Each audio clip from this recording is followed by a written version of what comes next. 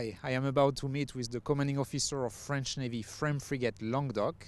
Languedoc, along with Frigate Provence and the command staff from Task Force 473, which is the French carrier strike group, recently received the 2021 UCAM Award from the US Navy. The UCAM Award rewards anti-submarine warfare excellence. It is presented quarterly to a unit supporting US Navy's 6th Fleet, which has demonstrated superior ASW readiness, proficiency and operational impact.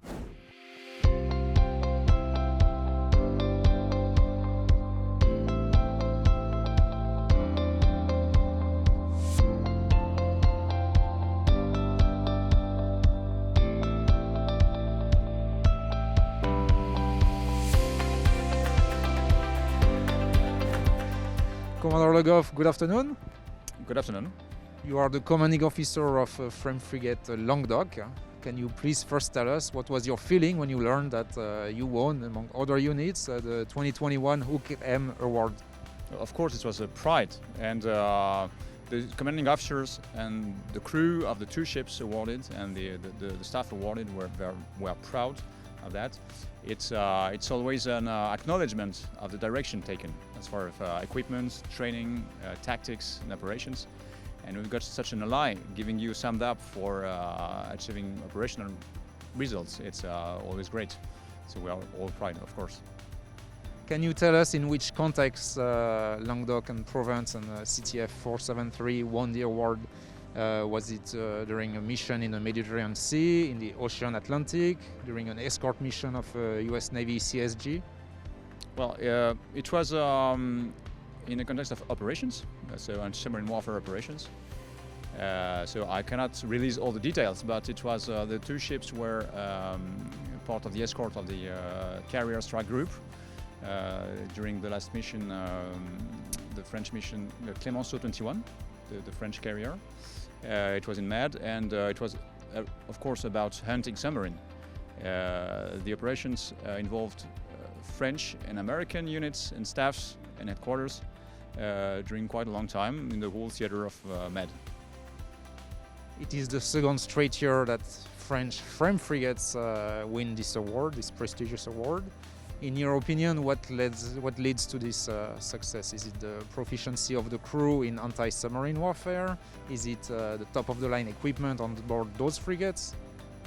Well, in fact, the answer is somehow in the question. When you want to perform, you got to align a lot of criteria. When you want to win a Formula 1 Grand Prix, you got to have a good driver, you got to have good mechanics, you got to have the tactical staff. You also have to have the willingness and the pressure of a sponsor that wants to win. And in the anti-submarine warfare, we got that. We got the pressure and the demanding task to master what's happening under the surface of the water. It's part of the credibility of our strategic submarines. It's also necessary to have our big decks able to have their freedom of action. We got also the naval industry that is maintaining quite the most advanced know-how and the crews. And you got to notice that thanks to the submarine fleet, the surface fleet is mostly challenged and stimulated with high-intensity training. We've done that recently with a big exercise, Polaris, with a high-intensity exercise. And all this is blooming in the same time. You got the new ships, new equipments, you got the high-end training, and also the strategic context with the return of strategic competition underwater. You got in the same time the context to have good results. Commander Le Goff, can you tell us a little bit about your ship, its main specifications and characteristics, as well as its the anti-submarine warfare equipment you have on board? Well, it's the FREMM-class ship is a 6,000 tons ships with 142 meters long. It's a very automated ship, so that we got a quite optimized complement with 109 people on board, regardless the helicopter detachment, which is about 15. It's a ship, it's a multi-purpose ship, so fitted with good air defense systems, with good connectivity, but essentially well designed We have an adapted design for anti-submarine warfare. And in that way, you've got the connection with the NH90 and the NH90 sonars that are very efficient for ASW. But we are specialized with a sonar suite with a variable depth sonar. You got the NH90 also with sonars, but it's not the only way you have to do anti-submarine warfare. It's not all about acoustics. You got non-acoustic devices that are very important, like radar, electronic warfare, like electro-optical systems, like also your mobility. You have to be fast and quiet, so the ship in itself is important. And of course, there you've got to coordinate, to have the connectivity necessary to coordinate all the force. But now we consider that FREMM gives that technological gap, and that is quite a game changer at sea. We are now at the stern of the FREMM Frigate Languedoc. Commander, what is this yellow sensor behind us? So this sensor is our very low frequency active sonar. So it's our VDS, variable depth sonar. It is we call it the fish on board. It's supposed to be thrown into the water, and it's the emitter of the sonar. In fact, the reception of the detection arriving on the towed array, which is just close to here,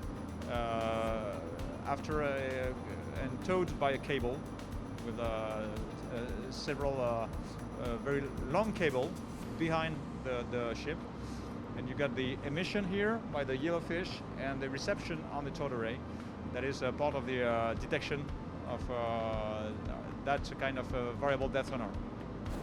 Last but not least, Commander, the US Navy selected the FREMM basic design as the base for its future frigate, known as the Constellation-class. As a FREMM commander yourself, would you think that an efficient sonar like the CAPTAS 4 would be a great addition to this type of ship to improve it in anti-submarine warfare? Well, I've been an ASW officer for years, for about 22 years, and what I've learned is that you know that on your side, but also in front of you, you've got some countries, some allies, or in front of you some competitors, that they all have their own heritage as far as technology, industry, and knowledge is concerned. Concerning the American, they got great hull-mounted sonars, very powerful, great towed arrays as well. And the French have got some specialization into active sonars, into VDS, variable depth sonars, in the active sonars. So it will be inaccurate or inappropriate to say that one sonar is better than another one. It's essentially the way you use it and where you use it, in which environment. But I think that the way the French Navy is using CAPTAS 4 has proved very efficient. And I think that the HUCAM award is proving that some specialists in the US Navy are also considering that this system is efficient. Very well, Commander. Thank you very much for your insight, and again, thank you so much for welcoming us on board your ship. You're welcome, thank you.